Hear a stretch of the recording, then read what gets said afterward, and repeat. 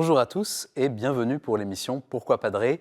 Aujourd'hui avec la question de Quentin qui demande « Pouvez-vous me donner des critères pour faire mon choix en vue des élections présidentielles ?» Alors c'est une question très pertinente, bravo Quentin de la poser, je ne sais pas si je vais réussir à répondre en 3 minutes, c'est un gros challenge. Alors, merci de prendre la chose publique au sérieux, parce que vu l'époque que nous vivons, vu les crises dont nous sortons, on aurait tous envie de laisser tomber le monde politique pour éviter de nouvelles désillusions. Mais justement, il faut réagir. Réagir en rectifiant d'abord la portée de nos ambitions.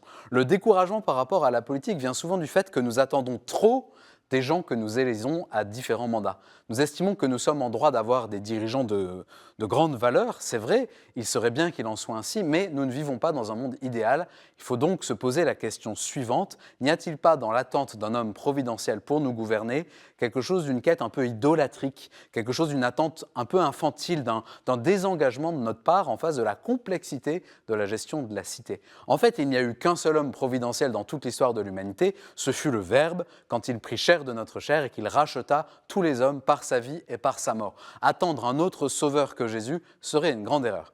Vous allez me dire, il est mignon, mais ça ne m'arrange pas. Alors, que faire de concret? Selon quels critères concrets choisir pour qui voter?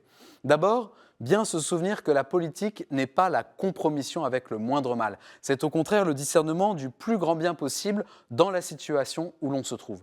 Et si imparfaits que soient les candidats à la présidentielle, plusieurs d'entre eux présentent dans leur programme des possibilités réelles d'amélioration du bien commun.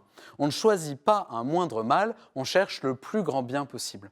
Et dans la société où nous nous trouvons, il est vrai, plus aucun candidat ne peut rassembler dans sa personne en même temps une cohérence morale personnelle, en même temps le souci de défendre la vie dans toutes ses fragilités, celle du début, celle du milieu et celle de la fin, et puis présenter un programme industriel, économique et social qui ouvre des perspectives fiables pour notre pays. Alors, plutôt que de se désespérer de tout ce qui n'est plus possible, il s'agit de chercher ce qui est encore réalisable. Attendre un monde idéal et ne rien faire, c'est l'attitude de beaucoup aujourd'hui, une attitude qui est difficilement tenable quand on est chrétien, parce qu'on pourrait dire de ces personnes-là qu'elles ont des mains propres parce qu'elles n'ont pas de mains. Mais nous, vous, Quentin, chacun d'entre nous, nous avons des mains et nous devons les engager. Quel sera le plus grand bien auquel vous vous attacherez pour faire votre choix pour l'élection présidentielle? Je ne peux pas répondre à votre place, d'ailleurs je cherche moi-même ma propre réponse et je prie pour que vous trouviez la vôtre. Merci Quentin pour cette question hyper pertinente, merci pour toutes les questions que vous nous envoyez par email avec l'adresse pourquoipadrer@ktotv.com